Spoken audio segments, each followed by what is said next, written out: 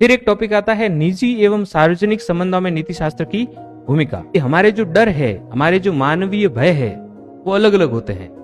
मेरे को मेरे परिवार से लेकर परिवार की व्यवस्थाओं को लेकर जो असुरक्षाएं हैं, वो मेरे पब्लिक की असुरक्षाओं से बिल्कुल अलग है। और जब अपने जीवन में निजी और सार्वजनिक जीवन में असुरक्षाएं अलग है, तो हमारा उस असुरक्षाओं के प्रति जो रेजिस्टेंस है, प्रतिरोध है, वो भी बहुत अलग है। और उस प्रतिरोध को ही जब नीति के अंतर्गत किया जाता है, जब नैतिकता के साथ किया जाता है, तो उसी कहते हैं निजी एवं सार्वजनिक संबंधों में नीति शास्त्र, कि हम इसको जो कुछ भी असुरक्षा है उसको किस तरीके से टैकल करते हैं। इसमें देखेंगे कि प्रशासकों का आचरण क्या है। काफी ऐसी कमिटीज बनी, ARC की रिपोर्ट्स आई, एक ब्रिटिश की नॉलन कमेटी है, और विभिन्न संस्थाओं ने अपने अपने रिपोर्ट्स दी। उसमें कहा गया कि प्रशासक है वो कैसा होना चाहिए। हम जब भगवत गीता को पढ़ते हैं तो वहां पे एक राजर्षि का कॉन्सेप्ट पढ़ते हैं कि राजा और ऋषि, एक प्रशासक को राजा भी होना चाहिए, एक प्रशासक को ऋषि भी होना चाहिए। वो किस तरीके से कार्य करेगा, वो जनता के लिए क्या काम कर सकता है। तो हम देखेंगे कि प्रशासकों का आचरण कैसा होना चाहिए, और प्रशासकों के आचरण के साथ में मूल्य क्या होते हैं,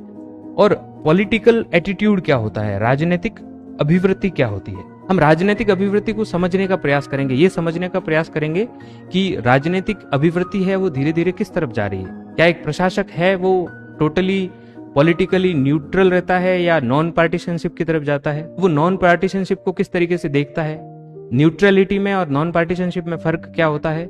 इन सारी चीजों को हम राजनीतिक अभिवृत्ति में पढ़ेंगे। उसके बाद एक बड़ा ही अच्छा टॉपिक है, वो है सत्यनिष्ठा का दार्शनिक, कि हम सब लोग सत्यनिष्ठ हैं। इस जीवन में, इस सृष्टि में जिस भी व्यक्ति ने जन्म लिया वह हर व्यक्ति सत्यनिष्ठ है, लेकिन उस सत्यनिष्ठा का अपना अपना दर्शन है। प्रत्येक व्यक्ति के लिए सत्यनिष्ठा का दर्शन है वो अलग है।